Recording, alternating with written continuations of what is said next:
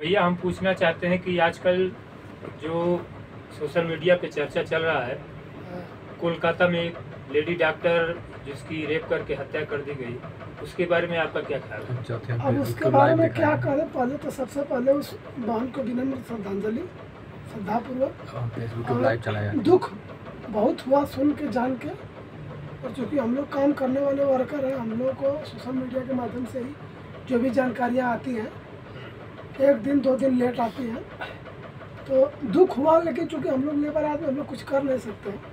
बस मैं 2-3 बातें कहना चाहता हूँ सभी साथियों को, इस आपके माध्यम से, सोशल मीडिया के माध्यम से, चैनल के माध्यम से, और वैसे भी हर तरह से बस यही बात 2-3 बातें कहना चाहता हूँ सब, और विशेष करके सरकार से, केंद्र सरकार और राज्य सरकार से, और उससे भी ऊपर ये बात प्रशासन को ध्यान में रखना चाहिए, जिसके ऊपर ये जिम्मेदारियाँ है। सबसे पहली बात, वो हॉस्पिटल कौन सा था, जिस हॉस्पिटल में सीसीटीवी कैमरे नहीं थे, वो स्टाफ कैसा था कि अकेले ड्यूटी पर रहते हुए उस लड़की के साथ दरिंदगी हुई।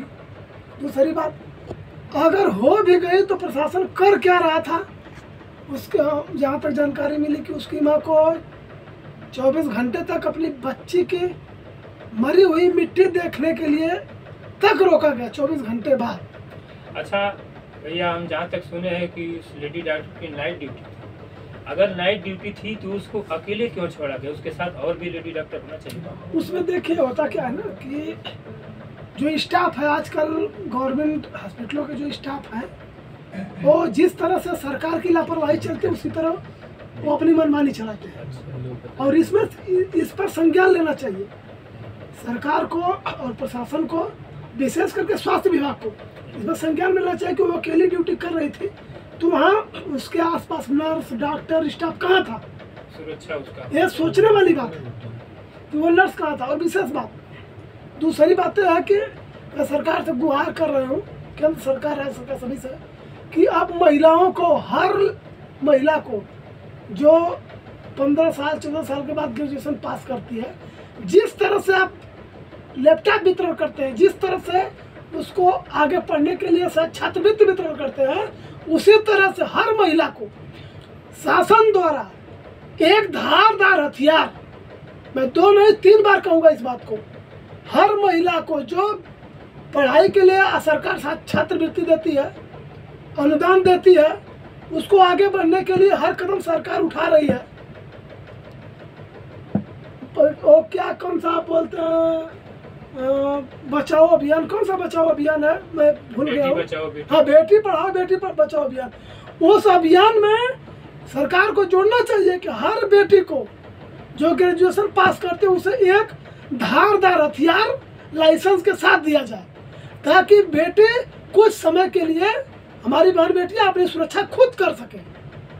और ये बात संज्ञान में लेना होगा, हमारे निजी मैटर नहीं है, हमारा मैटर आपका, पूरे देश का मैटर है। हमारे भारत के गर्व, कहते हैं प्राथमिक विद्यालय पे लिखा जाता है, बेटी बेटा एक समान, सब पढ़ो सब बढ़ो। हम अपने नाम से जाएंगे, 18 साल हो जाएंगे, लाइसेंस अप्लाई करेंगे, हमें हथियार मिल जाता है सप्लाई। और हमें टीपने वाला नहीं चाहिए तो काटने वाला तो होना चाहिए ना।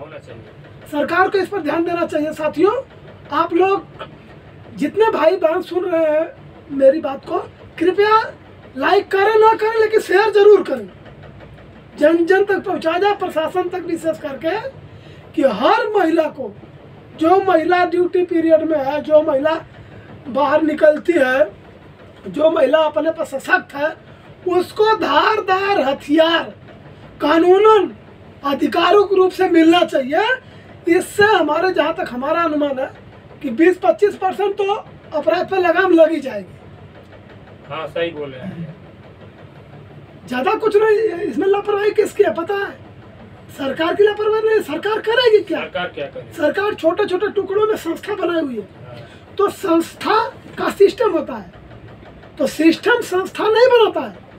जो कि संस्था होती है वो पहले से सिस्टम को बनाए हुए है, उसी सिस्टम पे संस्था चलती है। अब होता क्या है कि 1 दिन 2 दिन, जब 10 दिन 15 दिन करके हमारी नौकरी परमानेंट होती है तो हम राजा हो जाते हैं। अक्सर लोग आप देखते होंगे सरकारी हॉस्पिटल में, गवर्नमेंट हॉस्पिटल में जाके क्यों वहाँ लापरवाही, तमाम प्रकार की लापरवाहियाँ है। पर्ची लेके जाओ डॉक्टर के पास, मेडिसिन वाला नहीं है, मेडिकल वाला नहीं है, डॉक्टर को बुलाओ तो हाथ दिखाता है रुको। तो इसी तरह की लापरवाही, अगर वो बच्चे कहीं चीखे चिल्लाएगी क्या किसी को आवाज़ नहीं आई होगी? और अगर खासकर बंगाल सरकार को मेरा निवेदन है, आप अपने हर संस्था में, जिस संस्था में महिलाओं को आप कार्यरत किए हैं, हर संस्था में सीसीटीवी कैमरा होना अनिवार्य है। और हर संस्था में आपके पास इतनी बड़ी फोर्स है कि आप एक साथ 10-10 देश को हैंडल कर सकते हैं हर तरह से। आप हर संस्था में, जिस तरह से बैंक में आप पैसे की सुरक्षा करने के लिए 2 सिपाही गार्ड रखते हैं, हर संस्था में 2-3 सिपाही गार्ड रहने चाहिए। होना चाहिए, सही बात है। हमारे भारत के पास इतनी प्रॉपर्टी, इतना बजट है, सुरक्षा पर भी वित्त मंत्री द्वारा अच्छा खासा बजट पास किया जाता है। बजट तो बहुत है, लेकिन बजट का दुरुपयोग करते हैं, उपयोग नहीं करते, सही उपयोग नहीं करते। उसमें जांच होनी चाहिए ना। हाँ। उसकी जांच होनी चाहिए ना कि चलो मिल बांट के हम भी खाते हैं तुम भी खाते हो, बजट तो दिखा गया। किताबों पे बजट नहीं होना चाहिए ना, बजट दिखना चाहिए। बेटी बचाओ बेटी पढ़ाओ अभियान कहाँ है? धूल फाँक रहा है आज, फाँक ही रहा है आज धूल फाँक रहा है। बजट में सुरक्षा के नाम पर अरबों खरबों रुपए है। आप देखिए, गूगल सर्च कीजिए और गूगल पे भी सर्च कीजिए, हत्याएं कितनी हो रही है। ये जो सोशल मीडिया है ना, सोशल मीडिया जब से चला है तब से हत्याओं के 24 घंटे के अंदर उजागर सब हो जा रहा है, लेकिन फिर भी प्रशासन इस पर संज्ञान नहीं ले रहा है। क्या कर रहा है? पल्ला झाड़ रहा है। आंखें नहीं खुल रही है। आंखें कैसे खुलेगी? सिपाही, इंस्पेक्टर, दरोगा, सीओ, एसडीओ, एसपी सब साले घुसखोर हैं, सब साले खाली एक दूसरे पर थोपने पे लगे हुए। आप ही बताइए, उस माँ के, उस बाप के कलेजे में क्या गुजरे होगी कि जब उसके बेटी को बताया गया कि आपकी बेटी आत्महत्या कर ली है, पर झूठ बोल के बुलाया गया, बाद में उसको आत्महत्या दिखाया गया, और उसके बाद भी आत्महत्या की हुई बेटी की लाश 24 घंटे बाद देखने को मिली है। ये तो उसी तरह से जैसे आजमगढ़ में वो छात्र की मौत हुई थी, उससे थोड़ा मिलता जुलता। हाँ, मिलता जुलता है, लेकिन है और भयावह है, उससे भयानक, ये भयानक है। वो तो छोटी बच्ची थी, नादान थी, लेकिन ये तो एक कार्यरत अधिकारी के पोस्ट पर थी ना, ये डॉक्टर थी। जब हमारे देश में डॉक्टर ही सुरक्षित नहीं है तो लोगों की जान बचाएगा कौन? हमारे देश में राजनीति जो है चरम पर है, और राजनीति से ऊपर कूटनीति है, जिसे हम दलाली कहते हैं, अपने भोजपुरी देसी भाषा में दलाली। आप कहीं भी जाओ, सरकारी संस्था में कहीं भी जाओ, जब तक आपके पास 10 रुपया नहीं है, आपका कोई सुनने वाला नहीं है। ये जो विधायक मंत्री चुन के जाते हैं हमारे क्षेत्र से, ये भी उसी गांव के रहते हैं जिस गांव से हम लोग रहते हैं। तो ये गांव के 22 साल, 25 साल, 30 साल बाद ही कोई MP MLA होता है ना। तो क्या उसको ये बात जानकारी नहीं होती है कि गांव में जरूरतें किस चीज की हैं, आवश्यकताएं किस चीज की हैं, आदमी परेशान कहाँ है, गरीब जाता कहाँ है। सबसे पहली बात मैं विशेष बताऊँ, मैं आपको मुद्दे से भटका रहा हूँ, दूसरे मुद्दे पे ले जा रहा हूँ। आप बैंकों में चले जाइए, उत्तर प्रदेश, बिहार, कोलकाता जो मध्यवर्गीय प्रदेश है, वहाँ जाइए बैंक में, आप पासबुक लेके आप 5 बार जाएंगे तो आपका 1 बार प्रिंट होगा। हाँ, सही। अगर आपको एक मोबाइल नंबर दर्ज कराना है ना, सरकार क्या बताती है, कल पेपरलेस इंडिया। आपको दिखता है कहीं पेपरलेस इंडिया? पेपरलेस नहीं। आपको एक मोबाइल नंबर, 10 अंक का मोबाइल नंबर आपको ज्वाइन कराना है अपने खाते से। चलिए पहले आधार कार्ड 2 कॉपी कराइए, फॉर्म भरिए। ये कहाँ पेपरलेस हुआ? फिर कैसे पेपरलेस इंडिया है? आधार कार्ड। दूसरी बात, मैं आपके माध्यम से बहुत दिनों बाद मौका मिला है इस तरह से बात करने के लिए, गुस्सा भी आ रहा है, एक खुशी भी है कि जो लोग डिजिटल इंडिया का सपना दिखा रहे थे, वो गिरल इंडिया दिखा रहे हैं, कि जिसे मतलब तोप रहे हैं, गिरे हुए इंडिया को डिजिटल इंडिया बता रहे हैं। अरे इससे अच्छी तो हमारी पुरानी इंडिया थी। सही है। जहाँ पर हम एक राशन कार्ड और एक पहचान पत्र लेके पूरी इंडिया में कहीं भी घूम सकते थे और हर काम हमारा आसानी से हो जाता था, कोई दिक्कत। आज संस्था कंप्यूटर गलत नहीं करता है, इंसान गलती करता है, कंपनियां गलती कराती हैं। मैं सिद्ध करता हूँ, बताता हूँ कैसे। आधार कार्ड कंपनी बनवाई, आधार कार्ड में कंप्यूटर चलाने वाला कोई नॉर्मल आदमी किसान तो रहेगा नहीं, पढ़ा लिखा आदमी रहता है। कंप्यूटर से आधार कार्ड बनता, आधार कार्ड गलत हो गया, या तो नाम गलत हो गया, उम्र गलत हो गई, स्पेलिंग गलत हो गई। अब उसे करना क्या है? संशोधन। संशोधन में लगता क्या है? पैसा। टू कॉपी कराओ, मार्कशीट टू कॉपी कराओ, जोत बही लेके आओ, ये वो फाड़ लगा। 2-2 रुपया करके 10 रुपया लगता है। 300-400 रुपये दिहाड़ी मजदूर करने वाला 2 दिन दौड़ेगा तो शायद 2 दिन में आधार कार्ड संशोधन हो जाएगा। वो भी बहुत मुश्किल से, नहीं तो और भी ज्यादा समय लगेगा। अब बताइए, आप ही बताइए, आप लोग से बेहतर कौन जानेगा? आप लोग तो पूरे देश में घूम घूम यही कर रहे हैं। हमको जहाँ तक जानकारी है, एक आधार कार्ड, मैं साथियों अपने कहानी बता रहा हूँ कि एक आधार कार्ड संशोधन करने के लिए मैं 3 बार गया हूँ, 3 बार दौड़ा हूँ और 20-30 रुपये का पेट्रोल खर्च करके 50-50 रुपये का ठंडा और नाश्ता करके 600 रुपये खर्च हुआ एक आधार कार्ड संशोधन कराने में। अब बताइए, हमारे देश में 100 आबादी थी, आज मेरे हिसाब से 140 करोड़ ज्यादा होगी। अगर सिर्फ 100 करोड़ ही आबादी वालों का आधार कार्ड अगर गड़बड़ होगा, छोड़िए 100 करोड़ नहीं, 20 करोड़ पे भी आई। अगर 20 करोड़ आबादी वाले लोगों का आधार कार्ड गलत हुआ है तो 20 करोड़ का आधार कार्ड संशोधन कराने के लिए मेरा 600 लगा, छोड़ो। अगर 300 रुपए के हिसाब से जोड़ो तो कितना होगा? 60 करोड़ रुपए। 60 करोड़। और 60 करोड़ किसी बड़े आदमी का आधार कार्ड आपने गलत होते हुए देखा है? किसी अधिकारी का आधार कार्ड गलत हुए देखा है आपने?